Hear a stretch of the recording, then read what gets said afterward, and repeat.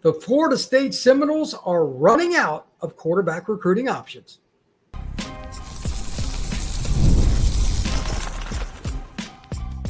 You are Locked On Seminoles, your daily podcast on the Florida State Seminoles.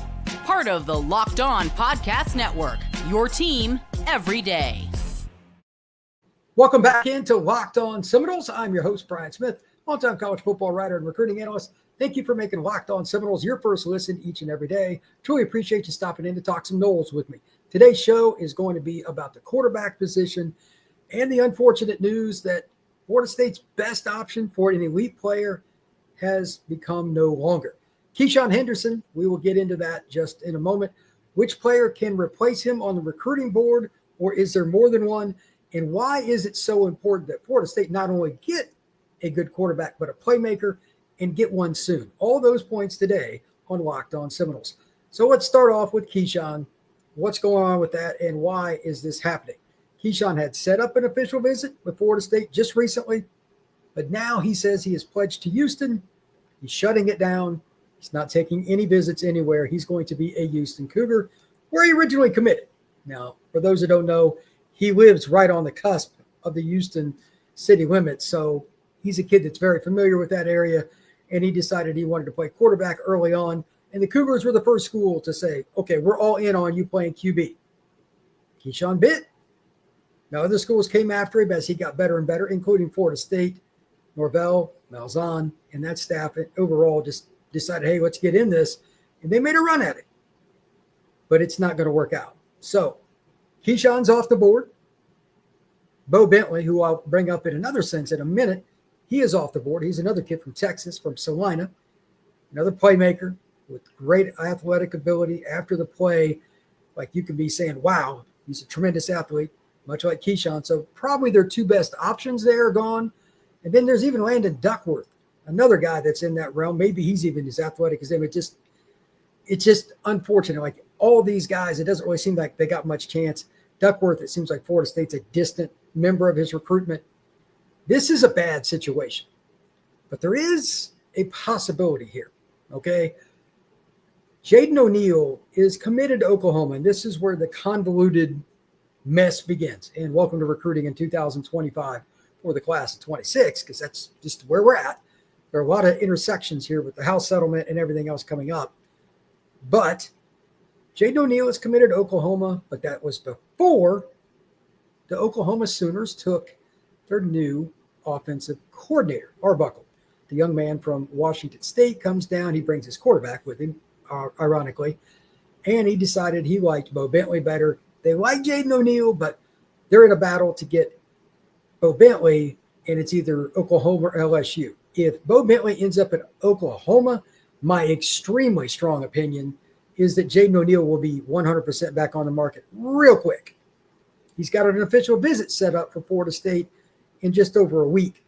If that visit takes place, I like Florida State's chances to get it. Now, here's the backdrop. He is from the greater Los Angeles area. He moved to Oklahoma to get closer to OU. He's at Mustang, Oklahoma. It's a program that's had players over the years.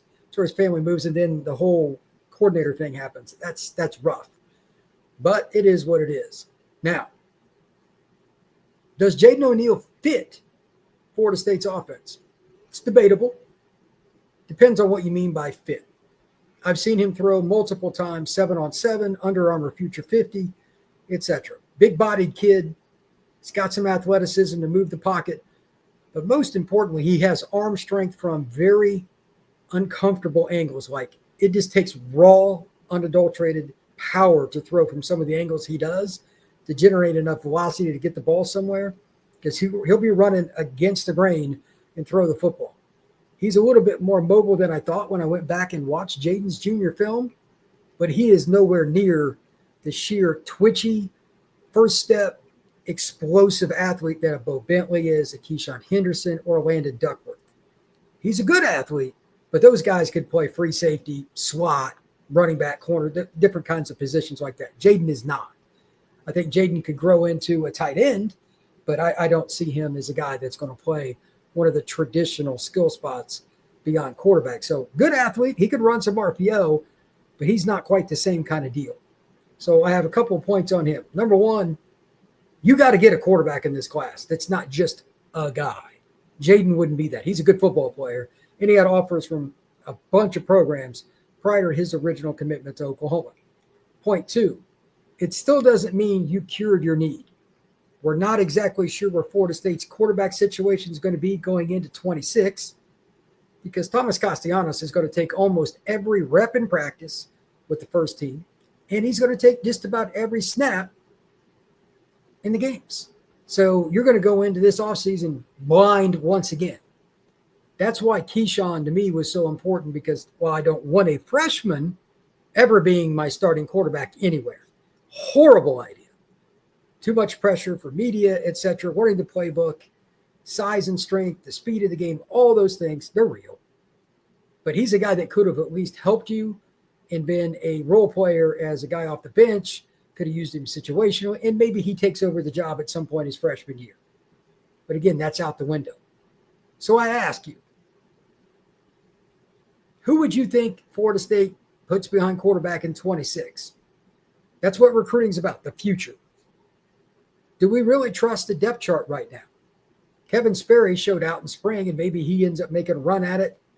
Got a veteran in the quarterback room that's a junior, but I don't think they have a guy that can carry the water the way they need to. So back to this year's recruiting, I still think there is a chance of the following. One or maybe both of these, actually.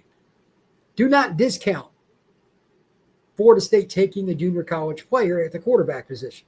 Why not? Gus Malzahn's done it multiple times before, including Cam Newton. For those who don't remember, he went to Florida, ends up at a junior college, then he ends up at Auburn. They also had the quarterback, I forget the young man's name, that came to Auburn after he went to Georgia as a DB, went to JUCO, then he went to Auburn, he played quarterback, and then he played DB in the NFL for the Jaguars. Super athlete, just wasn't a very good passer. So Gus is not afraid of doing that. We'll see. What I do not want to finalize this class with at the quarterback position is a completely raw, zero chance to play as a freshman guy. They've got to get a player that could at least push for that number 2 spot his freshman year. Like, they got to change the dynamic here. And I'm not just talking about the ability to run. I'm talking about the perception of Florida State football. They can't just get a long-term developmental guy. They've got to get a dude, and they know it. Gus Malzahn, Norvell, they're not stupid. They know they have to get that kind of player. But the options from the outside looking in, they're not exactly where you would want to be, being kind. Therefore, I have the following question for you once again. Would you go all in on trying to flip somebody, or would you rather take the JUCO kid who's got experience? It's different after you've been away from high school and you've been around your parents or your guardians, whatever, and you got to be on your own. I think that helps if you've been away from home for a while, because there's a lot of different responsibilities. And for those of you who went to college, I'm sure you remember your first year away at school. It's different.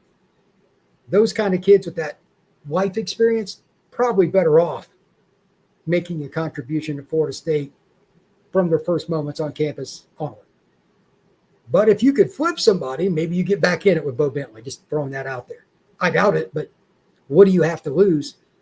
What route would you go? Comment down below. I'm curious to hear your thoughts. When we come back, we're going to talk about the importance of getting a quarterback and getting one soon, because if not, this recruiting class is going to really, really struggle. That is next here on Locked on Seminoles. The NBA Finals are underway, and the Pacers just came away with a 111-110 victory. And just like it's been all through the playoffs, every night delivers highlight-worthy performances. The Pacers were down 9 in that game, late in the ball game to come back. And, of course, Halliburton hits the game winner with 0.3 seconds left.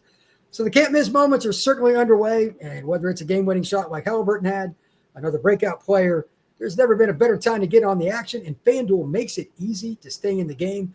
Game 2 is probably going to be awesome as well. So before tip-off and live, player props, performance trends, same-game parlays, fans have more ways than ever to play smart and to win big. Now, Halliburton didn't even make several of the key plays for the Pacers until that final shot.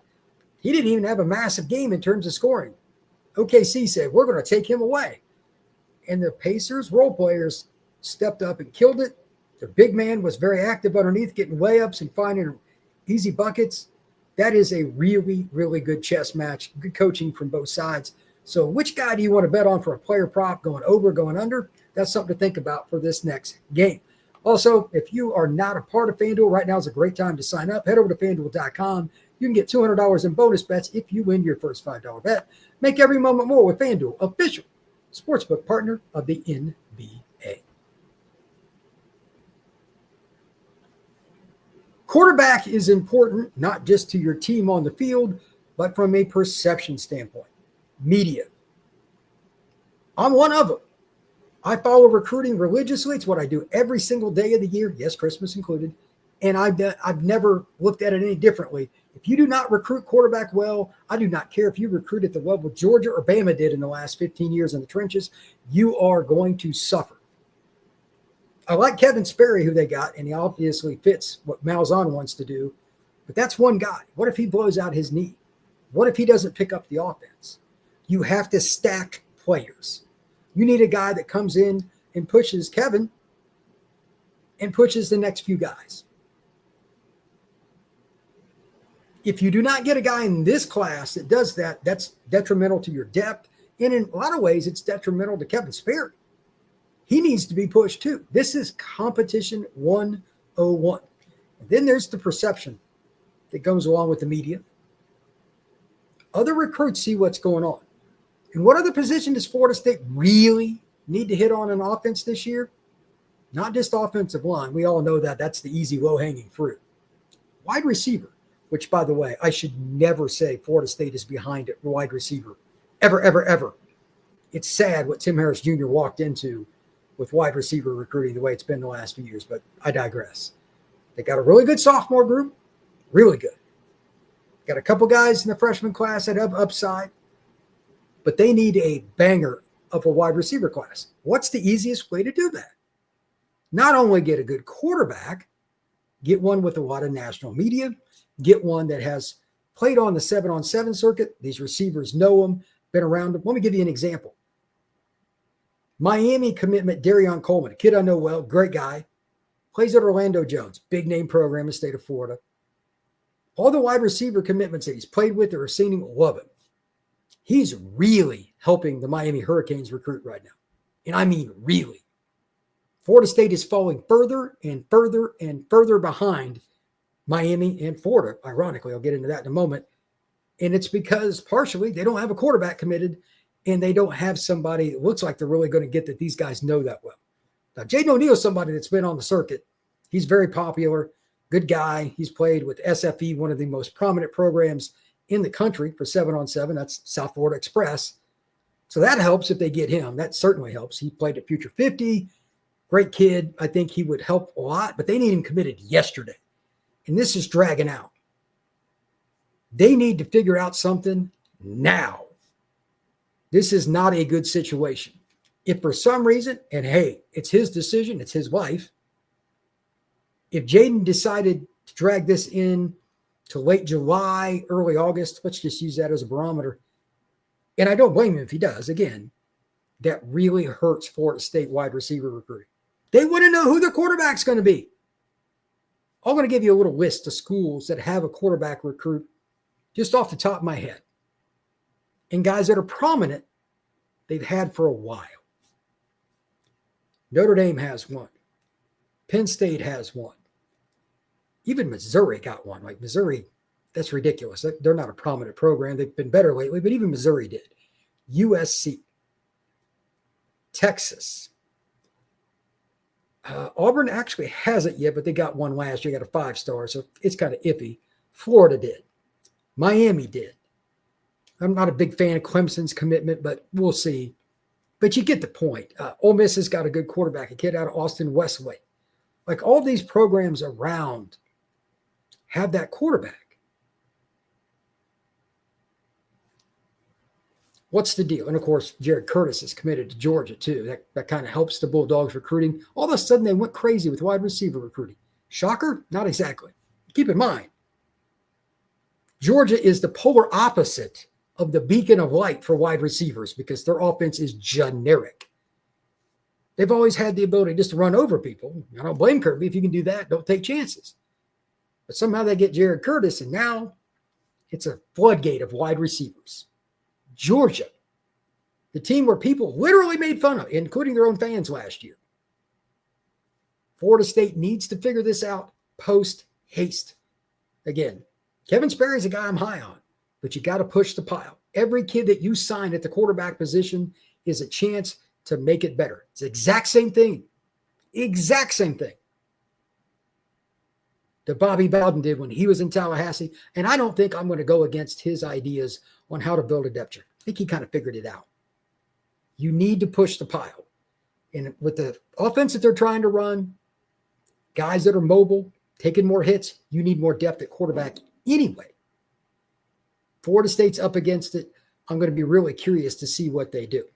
Thank you once again for making Locked On Seminoles your first listen each and every day. Truly appreciate you stopping in to talk some Noles with me. For more recruiting coverage, you can check out my other show here on the Locked On Podcast Network, the Portal Podcast. Yes, we cover the transfer portal extensively, but right now it is all about recruiting. I've got 3 shows up today, different programs, Penn State, Notre Dame, and it just continues on. Like there's commitments coming this weekend. Will be big. Look for Clemson, look for Miami and some of these other schools to make some headway. Florida State, if I don't pod about Florida State next week on the Portal Podcast, there's something wrong there too.